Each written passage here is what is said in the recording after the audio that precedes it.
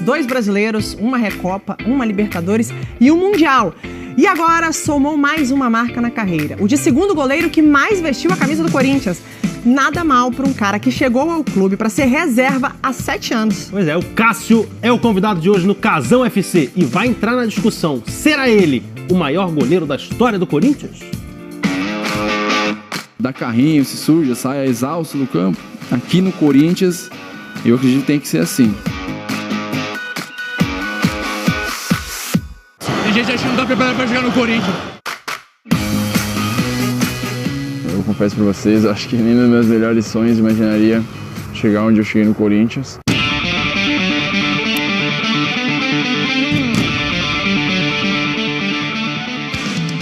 Num time que já teve como goleiro Gilmar dos Santos Neves, bicampeão mundial 58 e 62, depois teve Ado, que participou do tricampeonato da Copa de 70, foi para Ronaldo, o goleiro que mais jogou com a camisa do Corinthians, depois teve Dida, um dos grandes goleiros do futebol brasileiro, inclusive estava no grupo do pentacampeonato. E agora tem Cássio. Quando você se coloca nessa luta aí, você se considera o melhor goleiro da história do Corinthians? É um prazer estar falando contigo, Casão. Falou só monstro, né? Só goleiros que marcaram história, marcaram épocas no Corinthians. Eu me sinto lisonjeado de fazer parte desse grupo aí de goleiros. É difícil você falar do maior. Na minha opinião, foi o Ronaldo, pelo seu histórico, ele ter subido da base, ter sido o primeiro campeão brasileiro pelo Corinthians. Eu acho que você é o melhor goleiro da história do Corinthians, porque a posição de goleiro evoluiu muito. Hoje você tem treinamentos específicos, você sabe como, você pode estudar o adversário, como o cara bate pênalti. Você acha que os atacantes adversários, quando chegam cara a cara com você, ou quando vai bater um pênalti em você, eles ficam mais tensos hoje? Tudo parte, bateu! Cássio! Acho que sim, não é nenhuma soberba, mas eu acho que pelo jeito de jogar, eu acho que eu tento esperar o máximo. O cara no enfrentamento. É muito difícil para um atacante quando um goleiro fica de pé, espera até o último momento para ir para a bola. Porque para o atacante, lógico que é importante que o goleiro de repente caia antes ou escolha um lado. Então acho que quando o goleiro consegue ficar parado, acho que dificulta mais para o centroavante. Você veio para o Corinthians em 2012, no começo do ano, né? Em janeiro. E você estava no PSV da Holanda. E as manchetes que tinham quando você foi contratado era que você vinha para compor elenco. Uhum. Na época tinha o Júlio César e o Danilo Fernandes, não é isso?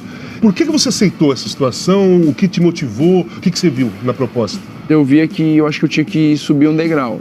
Desde que eu cheguei no Corinthians, eu sempre coloquei na minha cabeça, falei, eu vou ter uma oportunidade, nunca mais eu vou sair. Uma coisa que eu aprendi com o Tite, eu acho que você faz bem no treino, você consegue levar pro jogo. E até quando ele me colocou de titular, ele falou, olha, você sabe por que eu tô te colocando de titular? Eu falei, não sei. Ele falou, olha, porque aqui as paredes têm ouvido e enxergam, não é porque eu não tava no treino que eu não tava te observando. Aquele jogo com o Vasco, quando o Diego Souza saiu do meio campo, sozinho com a bola, ali a torcida do Corinthians ficou com o coração na mão, sem respirar. Como você viu aquela jogada? Quando eu vi que ele estava vindo em velocidade, eu tentei recuar, olhei para os dois lados e tentei ficar posicionado o máximo. Tentei intimidar ele, no caso, ficar esperando não cair antes. Aí quando ele posicionou para bater, eu consegui dar um leve desvio.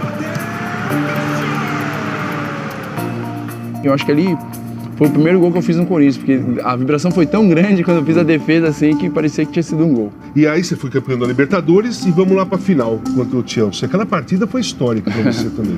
Você fez algumas defesas assim absurdas. Eu fiz o jogo, eu estava lá. Qual foi a defesa mais difícil daquele jogo para você? Você teve várias, né? A primeira. A primeira é difícil porque foi um escanteio e eu acho que se a gente toma um gol no começo ali, de repente podia dar uma baqueada no time. Aí vem cruzamento, vem bola para área. Faz milagre! Eu acho que uma questão que marcou bastante foi o intervalo. No intervalo, quando entrou, falou, não, dá pra nós ganhar, nós vamos ganhar desses caras. Já a confiança já tava lá em cima, terminou o primeiro tempo 0-0, falou, não, vamos ganhar, nós vamos ganhar. De cabeça do gol, olha o gol! Passaram os anos, vamos entrar em 2016, que eu acho que foi a pior fase sua aqui no Corinthians. Você vinha se mostrando o grande goleiro do Brasil naquele momento. O que aconteceu em 2016?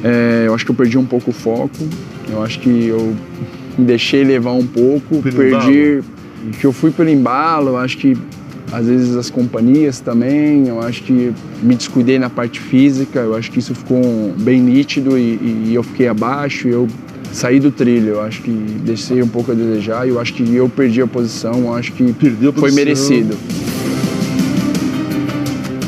Em algum momento naquele ano você pensou em sair do Corinthians?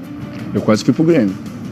Eu não, pra ser bem honesto, eu não fui por causa do Andrés. O Andrés veio, sentou comigo, conversou, acho que me passou confiança sobre toda a situação, acho que me mostrou tudo que eu tinha construído no Corinthians e não jogar fora. Deixa eu entrar um assunto pessoal, às vezes não é muito agradável, mas vocês estão conversando, eu preciso falar com você.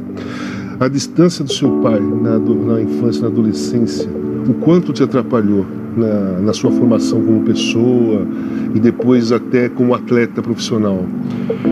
Eu acho que a gente fala aqui não, mas eu acho que atrapalha, sim. Eu acho que pelo fato de que se tu tem um pai que é presente, eu acho que minha mãe tentou fazer de tudo para ser uma mãe e pai, mas se tu tem um pai presente, de repente em 2016 não tinha acontecido isso. De repente eu vejo muitos jogadores que no Corinthians aí, que tem pai, que às vezes os meninos saem do trilho, o pai vai lá dar um puxão de orelha e fala, olha, não é esse caminho. Eu acho que em alguns momentos o pai ia ser importante. Você se encontrou com ele há pouco tempo, não foi? Eu tive um encontro com ele, acho que foi em 2016, eu acho. Conheci ele, conversamos algumas vezes, mas é muito difícil você ter um vínculo assim de proximidade com uma pessoa que você nunca viu 29 para 30 anos e depois a pessoa reaparece, assim. Aí chega 2017, aliás, o Walter saiu como titular no ano. Sim. Né? E depois ele teve uma contusão e você voltou. Mas quando você voltou, você estava outro jogador, você parecia aquele jogador que estava disputando a Libertadores, no final do Mundial. Qual foi a sua motivação para voltar daquele jeito? Eu acho que eu mudei alguns hábitos, todo mundo esperava que eu ia chegar guarda baixa, ia chegar meio gordinho para a pré-temporada, e eu nas férias, acho que foi o primeiro ano que eu comecei a fazer isso, que é treinar nas férias. E eu voltei disposto a recuperar minha posição, a voltar. E pensou na seleção brasileira? Não, tinha um intuito disso. Nós estamos aqui vésperas de Copa América, de convocação de Copa América. Você ainda sonha com a seleção brasileira? Eu gostaria de ir para a seleção, se eu acho que eu tenho condições de estar no grupo e tal. Acredito que sim. Ser regular aqui no Corinthians, para quem sabe na próxima convocação poder ser convocado assim. Clássico, Corinthians e Santos. Como você vê esse jogo? Nós vamos jogar na nossa casa. Acho que, com todo respeito ao Santos, na nossa casa temos que nos impor. Acho que vai ser um grande jogo. Esperamos que a gente possa sair vitorioso, mas acho que, mesmo a gente oscilando um pouquinho no começo, acho que o torcedor corintiano, na minha opinião, vai ter um grande ano. Cássio, muito obrigado. Espero que você tenha gostado. Eu gostei muito. E, assim, opinião minha, eu sou seu fã. Vou torcer para você ir para a Copa América, que eu acho que você merece. Muito obrigado. Foi um prazer para mim enorme ter participado do teu programa. Obrigado.